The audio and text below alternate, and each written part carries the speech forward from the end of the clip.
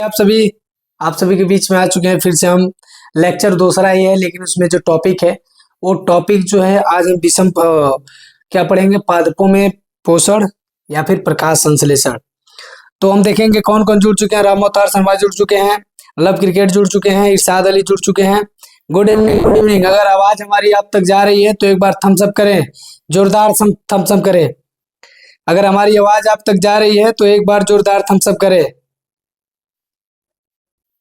जितने भी बच्चे जुड़ चुके हैं वो लोग जोरदार थम्स अप करें, क्योंकि आज रामपाल सर नहीं, आज हम लाइव आए, क्योंकि थोड़ा इशूज आ जा रहा है तो सब बिल्कुल बिल्कुल संगम करिए। हम आ चुके हैं, लव क्रिकेट, इरशाद अली, सब लोग जुड़ चुके हैं।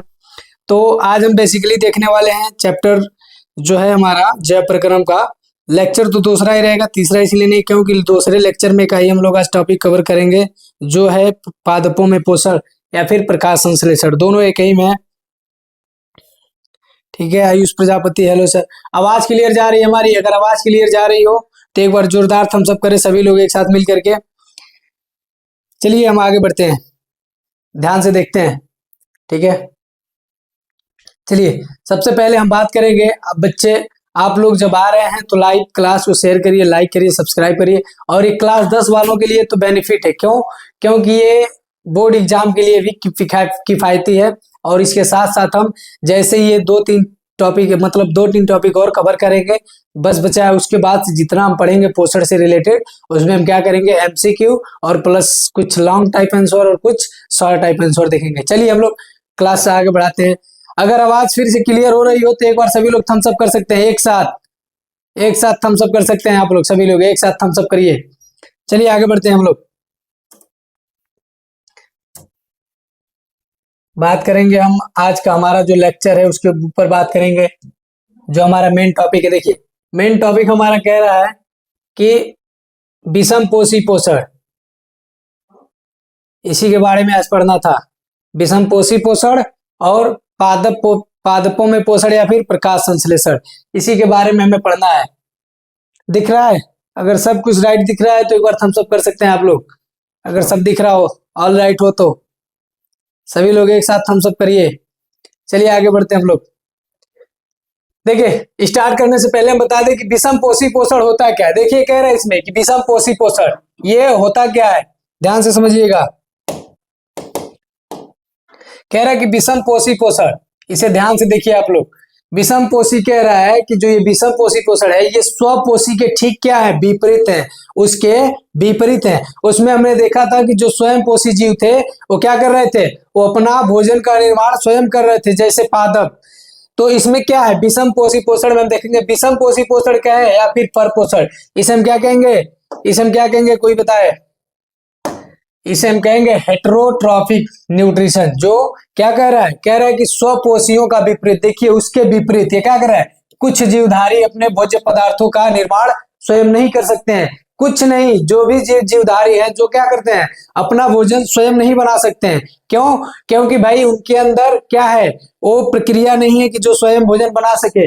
इसीलिए क्या होते हैं, ये भोजन के लिए एक दूसरे प्राणी पे या फिर जीवों पर क्या होते हैं, निर्भर रहते हैं। जैसे कि स्वपोषियों पर ही निर्भर रहते हैं। ये किस पे, स्वपोषियों पर ही, जिसे हम क्या कहेंगे, ऑटोट्रॉप्स कहेंगे। उन्हीं के ऊपर क्या होते हैं, ये उन्हीं के ऊपर ये निर्भर होते हैं। किनके ऊपर? स्वपोषियों के ऊपर निर्भर होते हैं।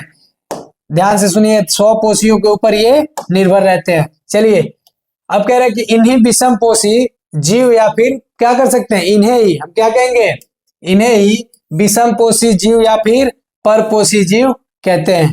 ठीक, तो कह रहा है कि इनके पोषण प्राप्त करने की विधियों में क्या होती है, अधिक विविधता पाई जाती है। कह रहा है कि इनका जो पोषण है, पोषण समझ रहे हैं ना, भोज्य पदार्थ या फिर खाना, इनकी जो पोषण प्राप्त करने की विधि है सब इनमें क्या है, अलग अलग है। यानी कि विविध विविधता मतलब विभिन्न विधियां हैं, या फिर कह रहे हैं कि जो विधि है वो क्या है, अधिक विविधता उनमें पाई जाती है। विविधता मतलब प्रकार। ठीक है, और कह रहा है कि इसके अंतर्गत शाकाहारी, मांसाहारी, सर्वाहारी, मृतोपजीवी एवं परजीवी आते हैं। देखिए इनकी हम बात करेंगे, मृतोपजीवी की, परजीवी की या फिर सर्वाहारी की, सबकी बात करेंगे। शाकाहारी आप लोग जान ही रहे हैं कि शाकाहारी किसे कहते हैं, आप लोग को पता होगा कि शाकाहारी किसे कहते हैं, शाकाहारी किसे कहते हैं, मांसाहारी किसे कहते हैं और सर्वाहारी किसे कहते हैं।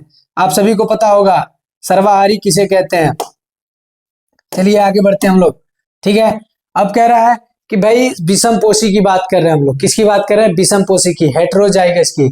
अगर आवाज क्लियर जा रही हो तो एक बार आप लोग लाइक करिए और जोर से थम्स अप करिए, एक बार जोर से थम्स अप करिए आप सभी। चलिए आगे बढ़ते हैं, ठीक है। और कह रहा है कि विषम पोषी जीव अपनी उत्तरजीविता, क्या कह रहा है कि जो विषम पोषी जीव है ये क्या कर रहे हैं, अपनी उत्तरजीविता, उत्तरजीविता समझ रहे हैं, जो इनकी रोज की जीने की प्रक्रिया है वो किस प्रकार से कर रहे हैं, वही उनकी क्या है, उत्तरजीविता। क्या है, प्रत्यक्ष, प्रत्यक्ष मतलब डायरेक्ट, अप्रत्यक्ष मतलब इनडायरेक्ट। डायरेक्ट और इनडायरेक्ट रूप से किस पे निर्भर है, स्वपोषी जीव पर। ये जीवन नहीं, जीव है, किस पे, स्वपोषी जीव पर। किस पे निर्भर है ये, स्वपोषी जीव पर। थोड़ा बोर्ड इश्यूज है, आप लोग मैनेज करिएगा, यही ठीक करने में हम लोग लगे हुए कई दिन से, मगर ठीक नहीं हो रहा, कंप्लेन भी हो रहा है फिर भी। ठीक, क्या है ये, स्वपोषी जीवन नहीं, जीव है, टाइपिंग मिस्टेक हो गया है। स्वपोषी जीव पर क्या होते हैं, ये आश्रित होते हैं एकदम पूर्ण रूप से। वही कह रहा है कि प्रत्यक्ष रूप से या फिर अप्रत्यक्ष रूप से किस पे ये निर्भर है, स्वपोषी जीव, स्वपोषी जीव पर क्या ये निर्भर है या फिर आश्रित है। और कह रहा है कि विषम पोषी पोषण क्या होते हैं, विषम पोषी पोषण 3 प्रकार के होते हैं। एक आपका हो जाता है समप्राणी भोजी पोषण, समप्राणी भोजी, जो समप्राणी जो विषम पोषी जीव है वो क्या है, कह रहा है कि ये 3 प्रकार के हो सकते हैं, यानी कि 3 टाइप के हो सकते हैं। कैसे कह रहा है, देखिए कह रहा है कि प्राणी समभोजी पोषण, और एक आपका आ जाएगा परजीवी, और एक आपका आ जाएगा क्या, जो आपका लास्ट वाला है मृतोपजीवी। क्या क्या हो सकते हैं, समभोजी समभोजी पोषण वाले, फिर उसके बाद से परजीवी पोषण वाले, और फिर एक मृतोपजीवी। तो क्या हो सकते हैं, इसे हम क्या कहेंगे, होलोजोइक न्यूट्रिशन वाला कहेंगे। क्या कहेंगे, होलोजोइक न्यूट्रिशन। चलिए देखिएगा कहीं मार्कर थोड़ा परेशान कर रहा है। चलिए देखते हैं फिर क्या कह रहा है ये, कि प्राणी समभोजी पोषण।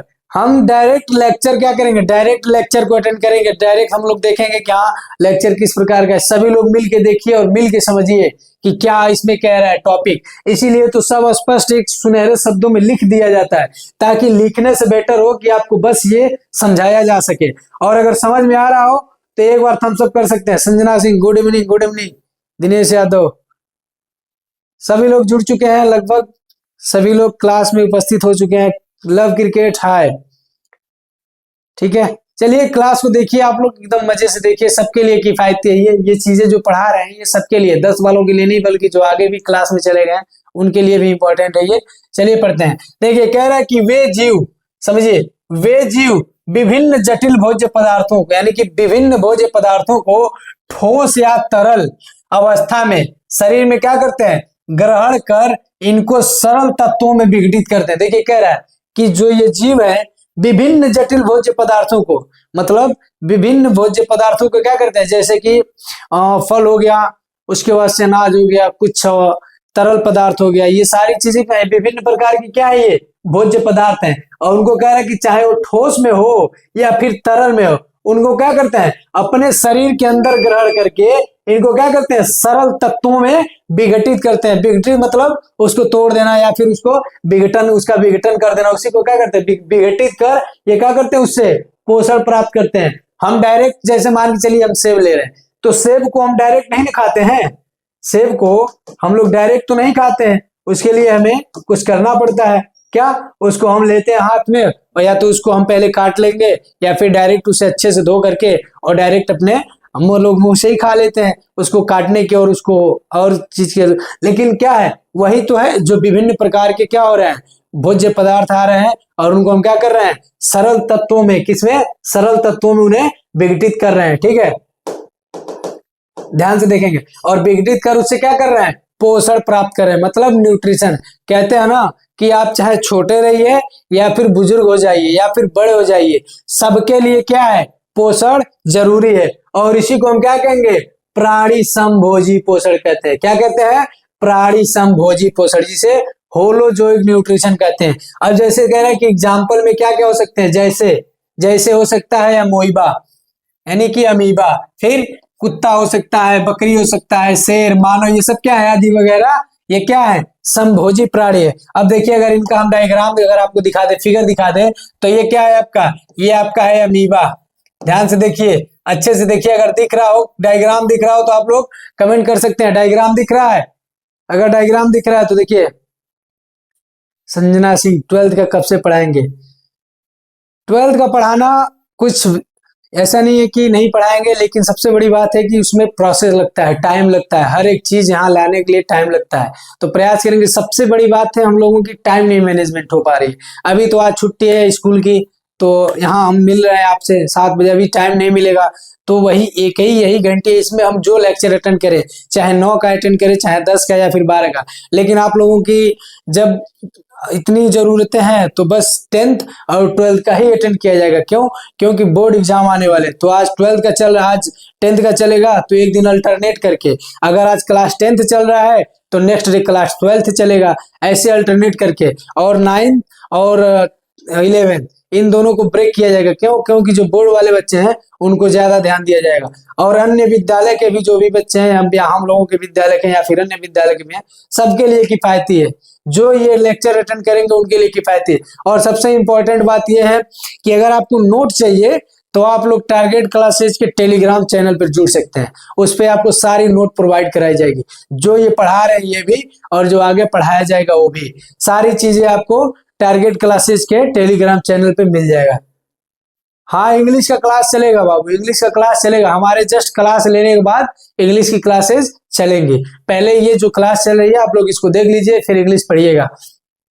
तो देखिए हमने क्या कहा, समप्राणी भोजी क्या हो सकते हैं, ये अमीबा हो गया, ये क्या है, ये शेर हो गया, ये ह्यूमन है, ये भी ह्यूमन है, ये क्या है, ये ऐसा प्राणी है हर एक चीज को ये ग्रहण कर जाएगा, किसी को नहीं बख्शता है भाई। इसे क्या कहेंगे हम, इसे मांसाहारी भी कहेंगे, सर्वाहारी भी कहेंगे। ये हर एक चीज को क्या करता है, अपने अंदर एब्जॉर्ब कर लेगा, अपने अंदर ग्रहण कर लेगा। ठीक है, यही क्या है भाई, इसे हम क्या करेंगे, स्पेशल सम प्राणी, समभोजी प्राणी तो यही है भाई, जो समभोजी पोषण वाला है, सबसे बड़ा तो एग्जाम्पल यही है। ये तो बेचारा नाम के बदनाम है ये सब। और ये क्या है बेचारी, देखिए ये इसकी क्या गलती होती है कि इसको लोग खाते हैं, बताइए। हमारे यहाँ देश में, हमारा भारत देश किस लिए माना जाता है, 56 भोग, नाम सुने, 16 व्यंजन 56 भोग, इस नहीं कहते हैं, सॉरी 12 व्यंजन 56 भोग से ना, भोग के नाम से हम लोगों की भोजन पहचानी जाती है पूरे देश में। लेकिन फिर भी लोगों को क्या पड़ी है, इनको खाने की पड़ी है बेचारा, इनको क्या, इनकी क्या गलती है भाई। आप एक बार देखिए, ये सारी चीजें आप जो प्रकृति ने हमें दिया है, जो हमें दिया है, उससे बड़ा क्या हो सकता है भाई। कहते हैं लोग कि ये प्रोटीन के लिए खाया जाता है, तो आपको हम बता दें कि प्रोटीन सबसे ज्यादा अगर देखेंगे तो दलहनी फसलों में पाई जाती है, जिसे लेग्यूमी फसल कहते हैं, जिसे लेग्यूम होता है दाल, ये दलहनी फसल में ज्यादा प्रोटीन होता है, इनसे कहीं ज्यादा प्रोटीन होता है, नहीं खाना चाहिए। चलिए आप लोग की मर्जी, चले हम आगे बढ़ते हैं। और ये क्या है, देखिए यही क्या है, ये एग्जाम्पल में क्या है, समभोजी पोषण वाले, क्या है ये, समभोजी पोषण वाले है ये। ठीक है, आप लोग ध्यान दीजिएगा। होलो क्या बोलते हैं इसको, बताइए, होलोजोइक न्यूट्रिशन, जो क्या है ये, क्या बात कर रही है। चलिए आगे बढ़ते हैं हम लोग। समझ में आया? अगर समझ में आया तो आगे आप लोग थम्स अप कर सकते हैं। सभी लोग, सबके कमेंट देखे जा रहे हैं। आकाश निषाद भी जुड़ चुके हैं। चलिए क्लास हम लोग अटेंड करते हैं। देखिए अब कह रहा है, बात करेंगे परजीवी का। किसका? परजीवी का। देखिए परजीवी नाम सुनने से आ रहा है पैरासाइट, जो एक दूसरे के ऊपर निर्भर हो, मतलब कि जो भी काम करे। देखिए चलिए इसमें आगे बढ़ते हैं हम। परजीवी का मतलब समझ में आ गया। देखिए कह रहा है कि वह जीव जो दूसरे जीव यानी कि जंतु या पादप, दूसरे जीव क्या हो सकते हैं, एक जंतु हो सकता है, एक पादप हो सकता है। जंतु या पादप के शरीर पे क्या होते हैं, आश्रित होते हैं। क्या होते हैं?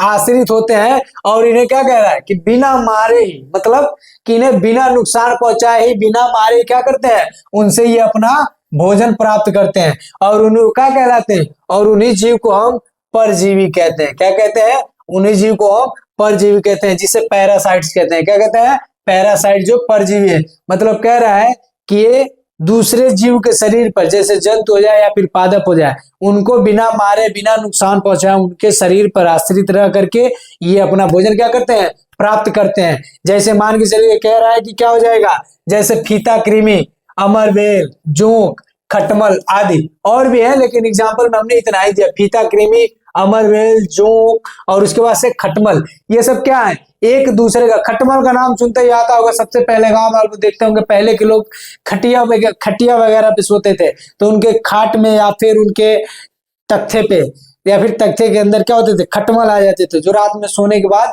क्या करते थे, उनके बॉडी से ब्लड सक करते थे, उन्हें खटमल कहते हैं। और जो को आपको पता ही है, ये जो कहाँ पाई जाती है, ये जल में रहने वाली चीजें, मतलब पॉन्ड्स में, यानी कि तालाब में मिलेंगी अक्सर। ये इकट्ठा जहां जल होता है, जैसे तालाब में, पोखरे में, वहां ये जोक मिलेगी। और ये अमरबेल एक प्लांट है, परजीवी प्लांट है, ये दूसरे प्लांट पे आश्रित रहता है। ये अमरबेल क्या करता है, ये जो प्लांट है उसके ऊपर ये आश्रित हो जाएगा, और उसके मतलब जो कच्छक होता है, कच्छस, जो एक्सिलरी होता है, एक्सिलरी बर्ड जहां से निकलती है, जो कशस्थ कलिका निकलती है, वहां पे ये अमरबेल अपना टिप पॉइंट क्या करता है, इंजेक्ट करता है और उनसे अपना भोजन प्राप्त करता है। ये एक पौधा, ये भी क्या है, परजीवी है। और फीता कृमि तो आप लोग समझ ही रहे हैं, फीता कृमि क्या होता है। ये कभी कभी देखिए, यही आपका क्या है, फीता कृमि, हमने नाम लिया और फीता कृमि आ गया, देख रहे हैं। फीता कृमि ये एक प्रकार का ऐसा परजीवी है जो ये क्या होता है, ये जानवर के अंदर चला जाता है, या फिर हम लोगों के भी क्या होते हैं, ये पेट में चले जाते हैं, जो फीता कृमि है। देखिए ये तो इसका स्पष्ट डायग्राम दिख रहा है फीता कृमि का, लेकिन फीता कृमि का मेन फंक्शन देखिए, जहां बॉडी के अंदर कैसे ये क्या होता है, ये बॉडी के अंदर किस तरह से रह करके अपना भोजन प्राप्त करता है। देखिए ये फीता कृमि का मेन डायग्राम है। देखिए ये कहाँ है, ये एक आंत के अंदर की डायग्राम है, जो ये फीता कृमि देख रहे हैं आप, ये फीता कृमि देखिए इधर, ये फीता कृमि है, समझ रहे हैं।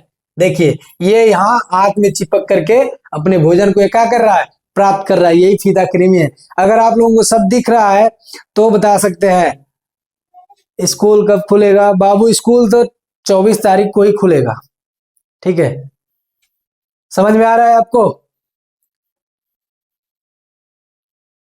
चलिए इसको अटेंड करिए।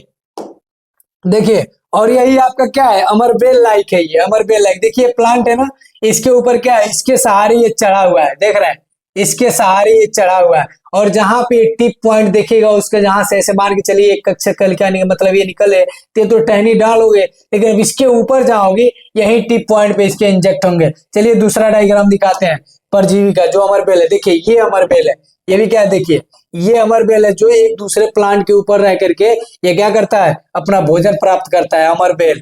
ध्यान से देखिएगा बच्चे, ध्यान से डायग्राम देखते रहिए, यही अमरबेल परजीवी है।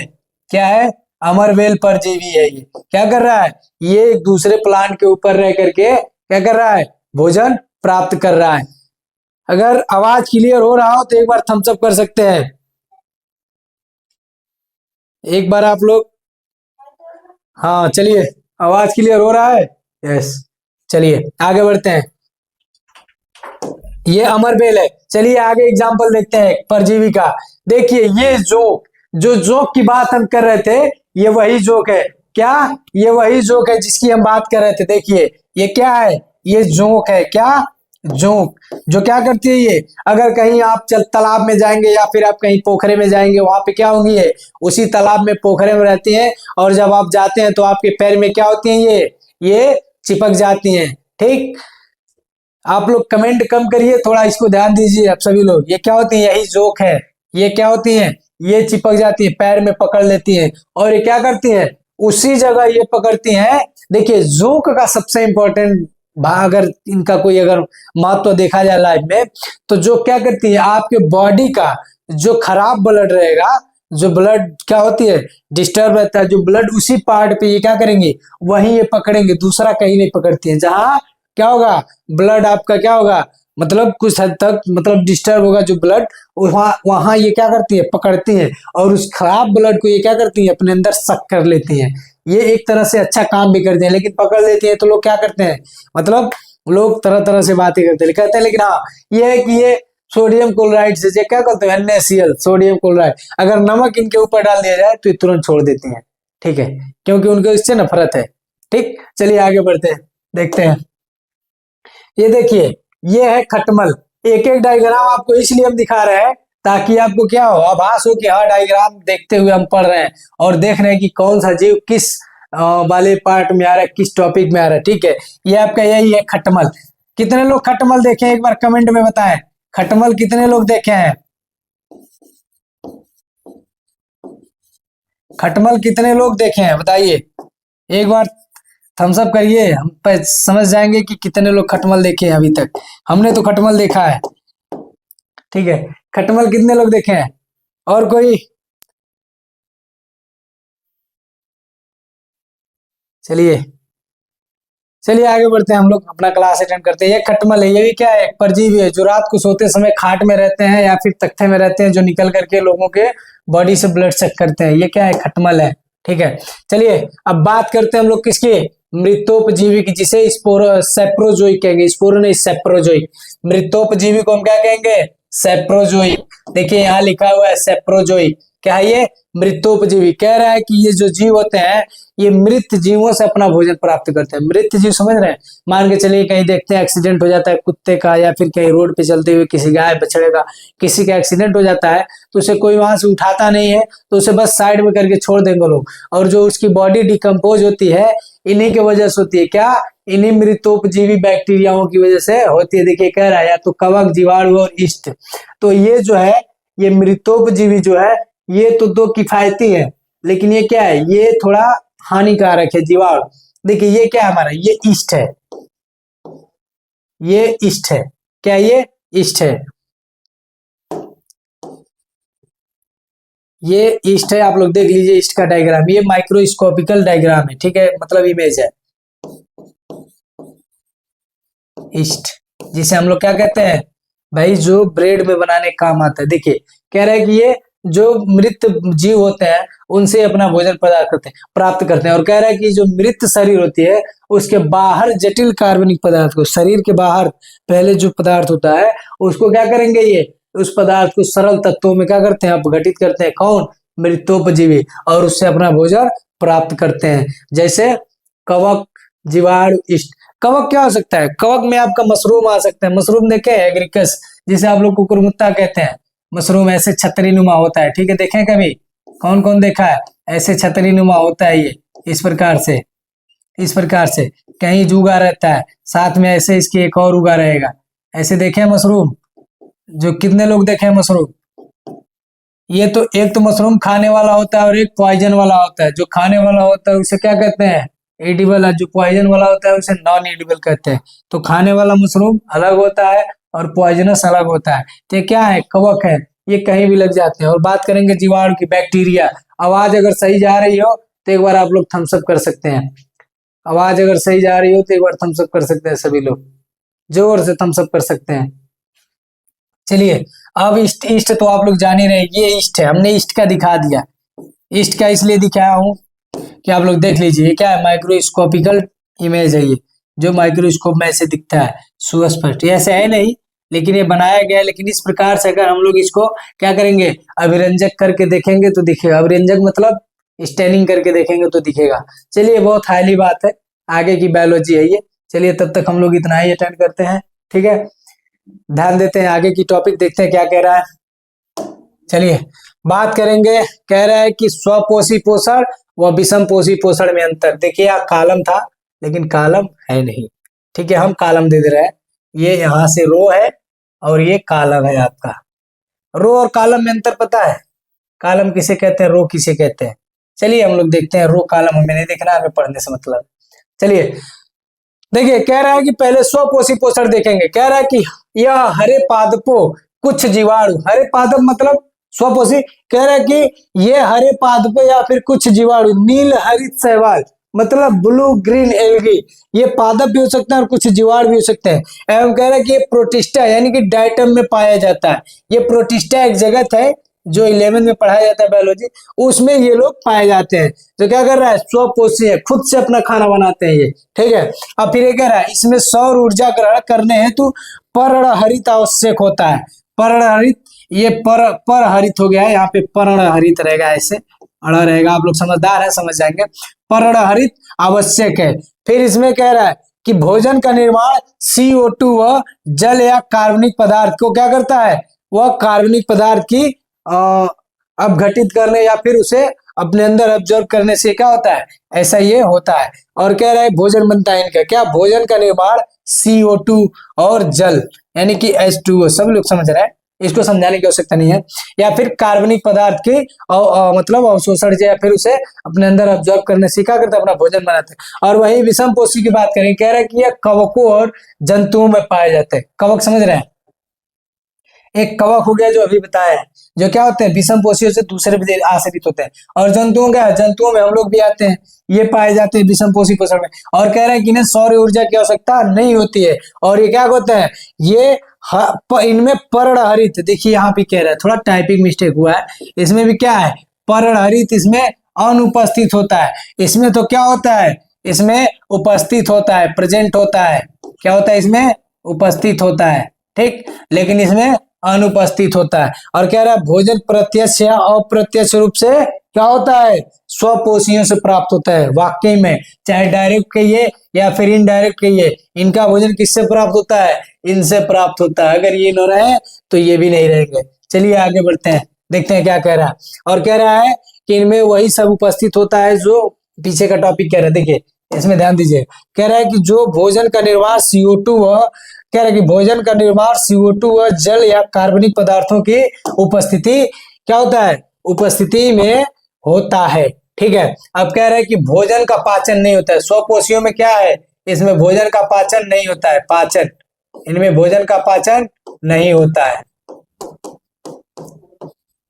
नहीं होता है, ठीक, यहाँ लिखा भी है, ठीक है। और कह रहा है कि यह जीव खाद्य श्रृंखला में उत्पादक के रूप में सबसे नीचे पाए जाते हैं। ये जीव क्या है, खाद्य श्रृंखला में, खाद्य श्रृंखला के उत्पादन में, यानी कि जो खाने वाली जो चीजें हैं उसको प्रोड्यूस करने में या फिर उसको क्या करने में, उत्पाद देने में, ये क्या है सबसे नीचे आते हैं। कैसे आपने पढ़ा होगा पिरामिड, जो ये उत्पादक की पिरामिड है आपने पढ़ा होगा, पहले आता है हमारा प्रोड्यूसर जिसे उत्पादक कहते हैं, प्रोड्यूसर, ठीक है। और उसके बाद से हमारा आता है क्या, consumer, primary consumer, secondary consumer और टर्टियरी कंज्यूमर। मतलब पहले तो ये आप क्या हो गया उत्पादक, क्या हो गया ये उत्पादक, और दूसरा क्या हो गया प्राथमिक कंज्यूमर।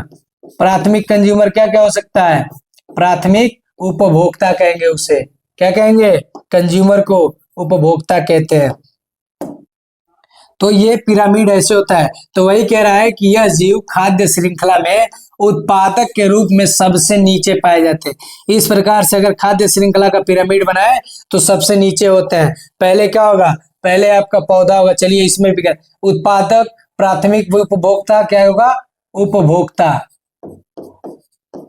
प्राथमिक उपभोक्ता, और इसमें आपका आ जाएगा द्वितीयक उपभोक्ता, समझिएगा ध्यान से, द्वितीयक उपभोक्ता, और इसमें आ जाएगा तृतीयक उपभोक्ता, ठीक है तृतीयक। तो इसमें क्या क्या आ जाएगा, इसमें आपका प्लांट आ जाएगा, क्या आएगा, इसमें दिख रहा है, दिख रहा है कि नहीं, नहीं दिख रहा है, चलिए आगे इधर करते हैं। इसमें आपका क्या आ जाएगा, इसमें पौधा आ जाएगा, पौधे आ जाएंगे, ठीक, कुछ जीव भी आ सकते हैं, ठीक।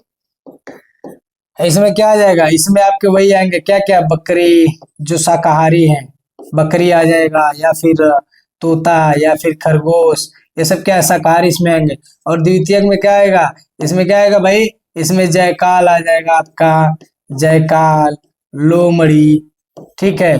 और इसके बाद से तृतीयक में देखेंगे तो हम क्या आ जाएंगे, हम मानव आएंगे, हम जैसे कि मानव, ठीक है मानव आएगा। उसके बाद से शेर आएगा, इस प्रकार से ये चलता है। तो हमें बेसिकली समझना है ये कि सबसे निचले पॉइंट बता है, यह जीव खाद्य श्रृंखला में उत्पादक के रूप में सबसे नीचे होता है, ठीक है। चलिए आगे बढ़ते हैं, फिर इसमें देखेंगे, कह रहा है कि भोजन में उपस्थित जटिल कार्बनिक पदार्थ को सरल एवं गलित रूप में तोड़ने का कार्य करते हैं, इनमें होता है किसके अंदर, और पाचन क्रिया आवश्यक होती है। देखिए इसमें कह रहा है कि जो भोजन में उपस्थित जटिल कार्बनिक पदार्थ है उनको सरल कार्बनिक पदार्थ में क्या किया जा सकता है, तो मतलब क्या किया जा सकता है, तोड़ा जाता है। इसमें सरल कार्बनिक पदार्थ में इसको तोड़ा जाता है, ठीक है, ठीक है। चलिए यानी कि पाचन की क्रिया आवश्यक होती है, ये भोजन में उपस्थित जटिल कार्बनिक पदार्थ को सरल घुलित रूप में तोड़ने हेतु कार्य है, और इसमें पाचन क्रिया क्या है, आवश्यक है। क्योंकि खाए हुए चीज को या फिर ग्रहण किए हुए चीज को पाचन करना पड़ता है, पचित होता है, तभी जाकर के कहीं ये हमारे बॉडी में या फिर जंतुओं के या फिर विषमपोषी के शरीर में ये खाया पिया काम करता है। और कह रहा है कि यह जीव खाद्य श्रृंखला में उत्पादकों के ऊपर उपभोक्ताओं के रूप में पाए जाते हैं। देखिए हमने वही समझाया आपको, क्या समझाया कि इसमें तो जो उत्पादक है वो सबसे नीचे है, लेकिन अगर उपभोक्ता की बात करेंगे तो उत्पादक के कह रहे हैं ना कि यह जीव खाद्य श्रृंखला में उत्पादकों के ऊपर उपभोक्ताओं के रूप में पाए जाते हैं। देखिए यहाँ पे, यहाँ ये उत्पादक है और उसके ऊपर क्या किया जा रहा है, उसके ऊपर उपभोक्ताओं के रूप में पाया जा रहा है। कहाँ पे गया सर, ये थोड़ा आगे बढ़ जा रहा है सर, ये क्या हो रहा है? हाँ नेक्स्ट पेज है, ये क्या हो रहा है? एक मिनट, कुछ बैठ रहा है इसमें सर। ये देखिए यहाँ पे कुछ चीजें देखिए सर, ये हैंग कर रहा है, ये बोर्ड हैक कर रहा है आपको। हाँ ये वाला समझा दिए, ये वाला पेज समझा दिए। चलिए नेक्स्ट पे हम लोग चलते हैं। ठीक, यही समझा रहे थे, ध्यान से देखिएगा। इसी को बता रहे थे कि यह जीव खाद्य श्रृंखला में उत्पादकों के ऊपर उपभोक्ताओं के रूप में आते हैं। हमने क्या क्या, इसको हम उत्पादक कहेंगे तो इस उत्पादक को खाने वाले को कंज्यूमर, यानी कि ये प्रोड्यूसर और ऊपर कंज्यूमर। देखिए प्रोड्यूसर के ऊपर क्या आता है, प्रोड्यूसर के ऊपर आता है कंज्यूमर आता है। ठीक है, जो ये क्या है, ये उत्पादक है, ये उपभोक्ता है। तो हमने ये कहा ये प्राथमिक उपभोक्ता, द्वितीयक उपभोक्ता और तृतीयक उपभोक्ता, इसे भी पढ़ना है आप लोग, लास्ट चैप्टर में है पर्यावरण वाले में। ठीक है, आप लोग अच्छे से पढ़ लेना।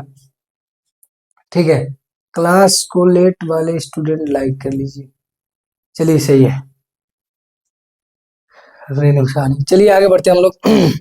इतना समझ में आया? अगर इतना समझ में आया तो आप लोग एक बार क्या कर सकते हैं, थम्स अप कर सकते हैं। चलिए हम लोग आगे बढ़ते हैं। चलिए अब कह रहा है कि पादपों में पोषण या फिर प्रकाश संश्लेषण, इसको आप लोग ध्यान से देखिए। ठीक है, पादपों में पोषण या प्रकाश संश्लेषण। नहीं बस हो जाए।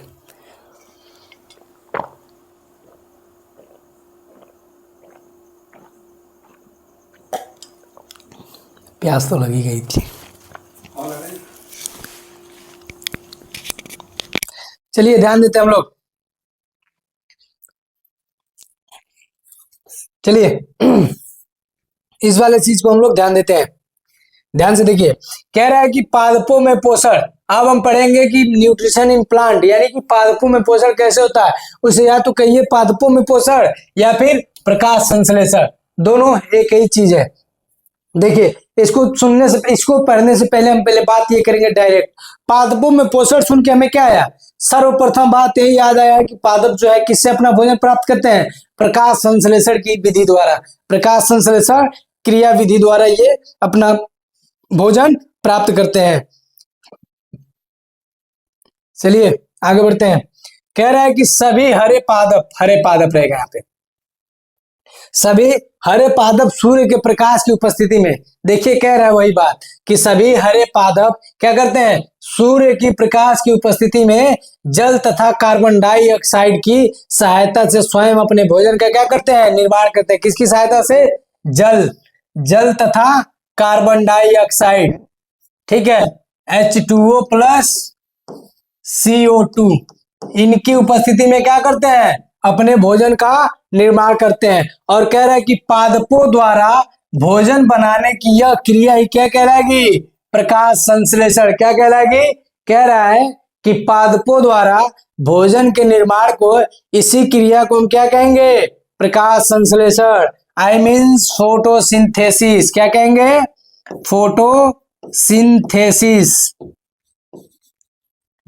फोटोसिंथेसिस। ठीक है, क्या कहेंगे, फोटोसिंथेसिस, जिसे प्रकाश संश्लेषण कहते हैं। अब समझ में आया कि भोजन कैसे बन रहा है प्लांटों में या फिर पादपों में। चलिए आगे बढ़ते हैं, समझ में आया। चलिए आगे बढ़ते हैं। अब देखिए हमने वही बात किया फोटोसिंथेसिस का। देखिए यहाँ क्या है, फोटोसिंथेसिस यहाँ पे लिखा हुआ है, और जो सनलाइट है देखिए कहाँ आ रहा है, प्लांट के ऊपर आ रहा है। यहाँ पे कह रहा है कि लाइट एनर्जी और ऑक्सीजन क्या हो रहा है, देखिए यहाँ से कार्बन डाइऑक्साइड एनवायरमेंट से लिया जा रहा है और यहाँ से शुगर यानी कि कार्बोहाइड्रेट इससे क्या होगा, फल के रूप में रिलीज किया जाएगा और यहाँ पे पत्तियों द्वारा ही क्या किया जाता है, ऑक्सीजन को छोड़ दिया जाता है। और यहाँ जमीन से क्या किया जा रहा है, जमीन से पानी और कुछ मिनरल्स यानी कि खनिज लोड या फिर पानी लिया जा रहा है। वही कह रहा है कि प्रकाश संश्लेषण वह जैव रासायनिक प्रक्रिया है जिसमें हर पादपों के हरे भाग में उपस्थित, जैसे कि कह रहा है कि जिसमें हरे पादपों के हरे रहेगा, जिसमें हरे पादपों के हरे भाग में उपस्थित हरित लवक मतलब क्लोरोफिल यानी कि पर्ण हरित कहेंगे जिसे, हरित है हरित तरह हो गया, पर्ण हरित यानी कि पर्ण हरित वर्णक, वर्णक मतलब पिगमेंट, जो क्लोरोफिल वाला पिगमेंट होता है वही क्या कहता है, सौर ऊर्जा को ग्रहण करके वायु से ली गई CO2 और मृदा से ली गई जल द्वारा ही स्वयं के लिए क्या करते हैं, ग्लूकोज बनाते हैं। क्या बनाते हैं, ग्लूकोज बनाते हैं, जिसे हम कार्बोहाइड्रेट के रूप में यूज करते हैं। किसके रूप में, कार्बोहाइड्रेट के रूप में यूज करते हैं। वही कह रहा है कि जो ये प्लांट होते हैं प्रकाश संश्लेषण के दौरान ये क्या हो रहा है, जैव रासायनिक प्रक्रिया है। प्रकाश संश्लेषण वह जैव रासायनिक प्रक्रिया है जिसमें हरे पादपों के हरे भाग में उपस्थित, क्या कह रहा है, हरे पादपों के हरे भाग में उपस्थित हरित लवक के पर्ण हरित यानी कि हरित लवक के पर्ण हरित वर्णक क्या कर रहे हैं, सौर ऊर्जा ग्रहण करके क्या कर रहे हैं, सौर ऊर्जा को ग्रहण करके वायु से ली गई कार्बन डाइऑक्साइड हवा से या फिर एनवायरमेंट से और हमारे मृदा से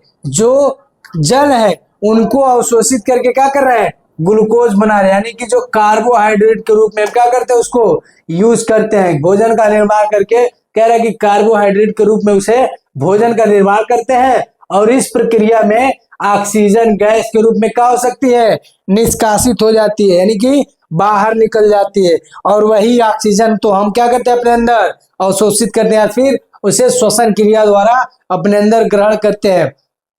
ठीक है, अगर प्लांट न रहे तो हमें ऑक्सीजन की क्या हो सकती है, हमें ऑक्सीजन की बहुत कमी हो सकती है। इसीलिए कहा जा रहा है कि अगर एक पौधे काट रहे हैं तो 4 पौधे लगाइए, यानी कि एक पेड़ काटिए तो 4 पेड़ लगाइए। इसलिए कि आप पेड़, वैसे तो हम तो कहेंगे कि भाई पेड़ काटिए ही मत। हमारे यहाँ ऐसा रीजन है, ऐसा समस्या है कि लोग अपने फायदे के लिए इस इन्वायरमेंट को या फिर उस ग्लोबल वार्मिंग को क्या कर रहे हैं, चुनौती दे रहे हैं। देखिए इतनी आपदाएं आ रही है, बाढ़ आ रही है, किस लिए आ रही है, पेड़ पौधों को काटने से ही आ रही है। इतने ज्यादा हम लोगों को सामना करना पड़ रहा है बाढ़ों का या फिर अन्य चीजों का, तो किस लिए, भाई पौधे की वजह से तो हो रहा है। आप पौधे काट रहे हैं, कहीं ना कहीं हमारे यहाँ जो ये इन्वायरमेंट में रहने वाली चीजें हैं ग्रीन हाउस इफेक्ट पे प्रभाव पड़ेंगे और उसके बाद से जो ओशियन है उन सब पे क्या होगा, जो ये क्या है हमारा, जो आपका ये क्या बोलते हैं उसको, अटलांटिक ओशियन में जो आइस है वो क्या हो रहा है, पिघल रहा है, उसे क्या कहते हैं हम लोग, कोई कमेंट करके बताए। इतना तो हम भूगोल नहीं पढ़ते हैं लेकिन इतना पता है कि जब इन पर्यावरण अधिक होती है, पर्यावरण क्या होती है हमारी, जो पॉल्यूशन अधिक होता है, प्रदूषण अधिक होता है, तभी क्या होते हैं, ग्लेशियर पिघलते हैं और उससे क्या होती है, बाढ़ जैसी आपदाओं का सामना करना पड़ता है। तो पेड़ पौधे मत काटिए। चलिए देखिए पौधे का कितनी आवश्यकता है हमारे जीवन में, समझाइए लोगों को कि हमारे लाइफ में पेड़ पौधे कितने कंपलसरी है। देखिए क्या कर रहा है, ये 6 CO2 यानी कि कार्बन, ये क्या कर रहा है, कहाँ गए हो भाई, तुम्हारी आवश्यकता थी तो कहाँ चले गए। देखिए क्या कर रहा है, कार्बन डाइऑक्साइड ले रहा है जिसे CO2 कहेंगे, प्लस जल यानी कि H2O ले रहा है और उसके बाद इनको क्या कर रहा है, यानी कि पर्ण हरित के उपस्थिति में, किसके, क्लोरोफिल,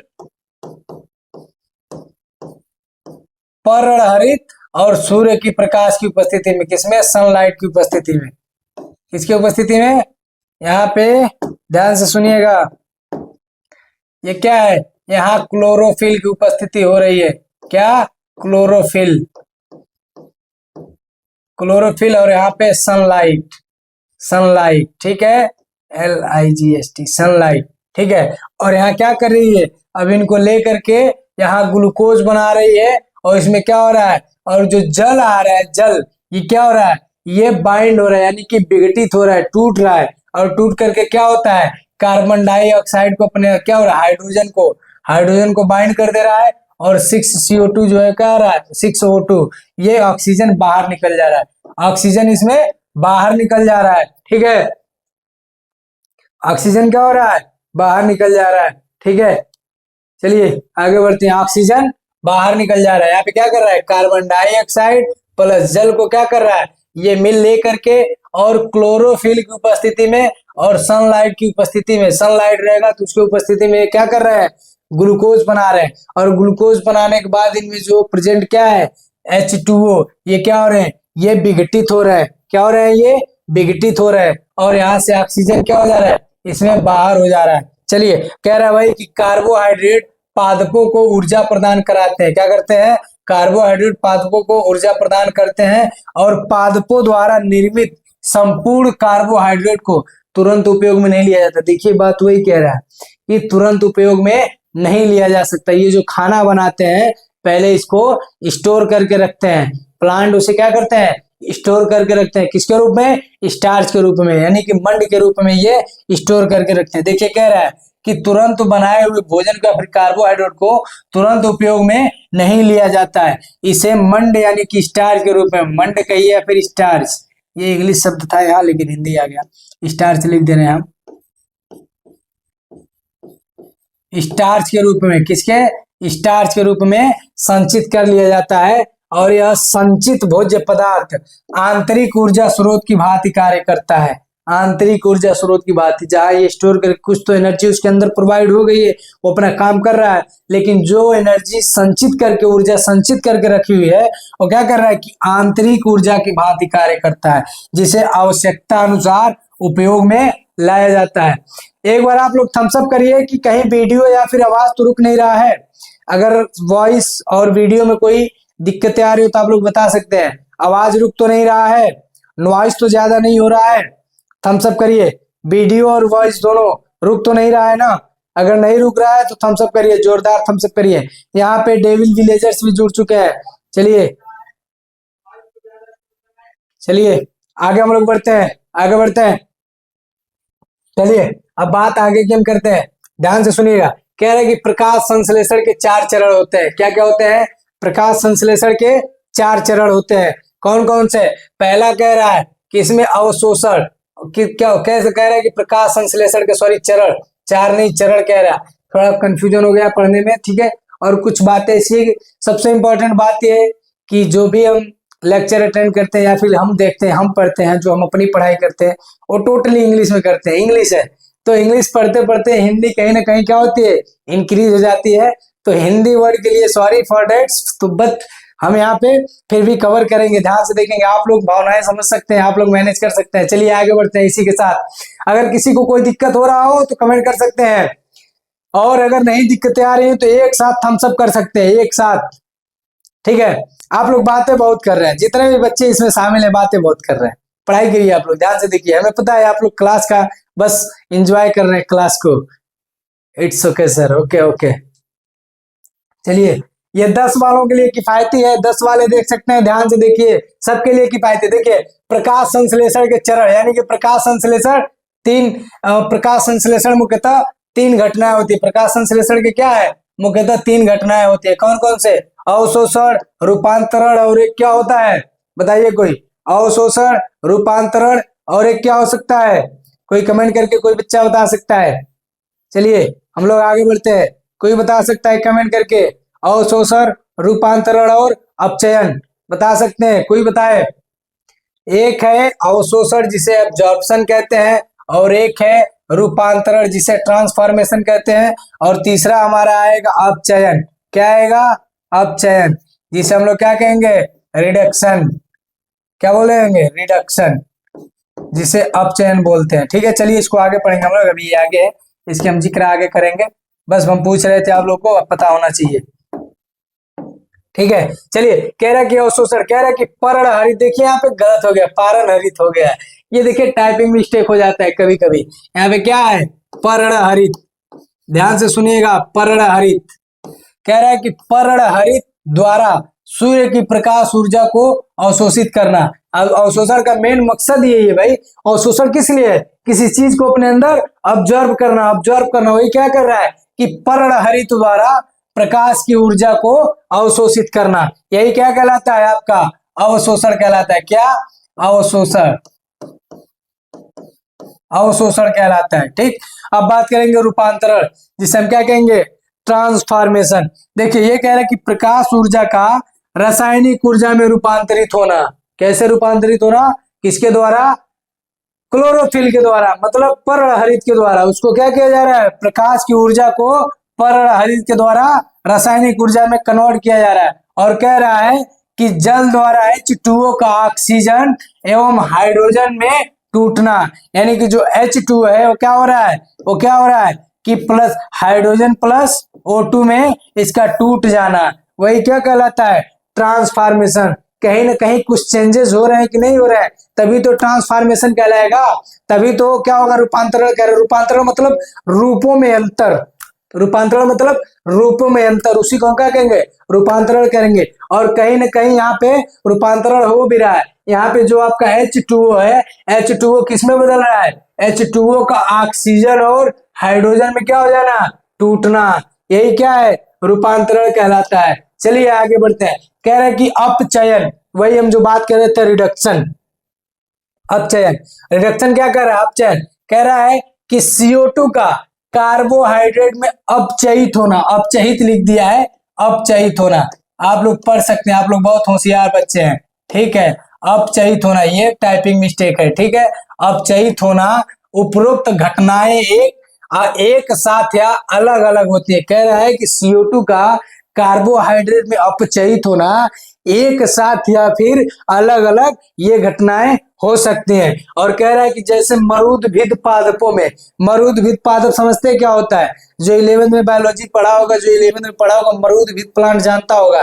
ठीक, आप इतना समझिए कि जो मरुदभिद प्लांट होते हैं उनमें दिन में नहीं, उनमें उनमें रात में कार्बन डाइऑक्साइड को अपने अंदर अवशोषित करने का प्रक्रिया होता है। और वो कार्बन डाइऑक्साइड को रात में अवशोषित कर लेते हैं और दिन में क्या करते हैं, ये ऑक्सीजन छोड़ देते हैं। देखिए वही बात कर रहा है। क्या सर, ये तो और परेशान कर रहा है, ये तो लग रहा है पढ़ाने ही नहीं देगा। चलिए देखते हैं कहाँ गया ये, हाँ आ गया। ठीक, देखिए बच्चों क्या कह रहे थे हम, रूपांतरण, रूपांतरण तो हमने पढ़ लिया, अब क्या हम लोग पढ़ेंगे। ठीक, रूपांतरण में जो चीजें दिख रही थी वही हम पढ़ने वाले हैं। सर नॉट आंसरिंग, नहीं दिखा रहे सर, हाँ लास्ट था ये, ये चलिए, हाँ वो 20 को लगाया, नहीं आ रहा है, 19 पे 20 हो जाएगा तो खा लेना, हाँ उसमें वो आएगा कुछ नहीं आ रहा। चलिए आगे हम लोग बढ़ते हैं, जो टॉपिक गया उसे जाने देते हैं। चलिए आज का लेक्चर हम सकते हैं, अब थोड़ा बोर्ड को में इश्यूज आ जाने की वजह से हम कल देखते हैं। कह रहा है कि अब हम इसके बाद जो पढ़ेंगे वो पढ़ेंगे प्रकाश संश्लेषण का कार्यस्थल। ठीक है, लास्ट पेज जो है कल हम लोग देखते हैं, कल के लेक्चर में अटेंड करेंगे उसको। जो टॉपिक अभी मिस हुआ है वो टॉपिक था हमारा प्रकाश संश्लेषण का कार्यस्थल, तो इस वाले को हम कल अटेंड करेंगे। और अब तक जितने बच्चे जुड़े थे आप लोग एक बार जोरदार एकदम चैनल को लाइक करिए, शेयर करिए, सब्सक्राइब करिए और एक बार जोरदार थम्स अप करिए। अगर जिन्हें समझ में आया हो अच्छे से एक बार जोरदार थम्स अप करिए, सभी लोग एक बार जोरदार थम्स अप के साथ, एक बार सभी लोग गुड नाइट, बट सभी लोग एक बार जोरदार थम्स अप करिए। मिलते हैं फिर कल के लेक्चर में, तब तक के लिए बाय बाय। अभी रामपाल सर लाइव आने वाले हैं, धन्यवाद।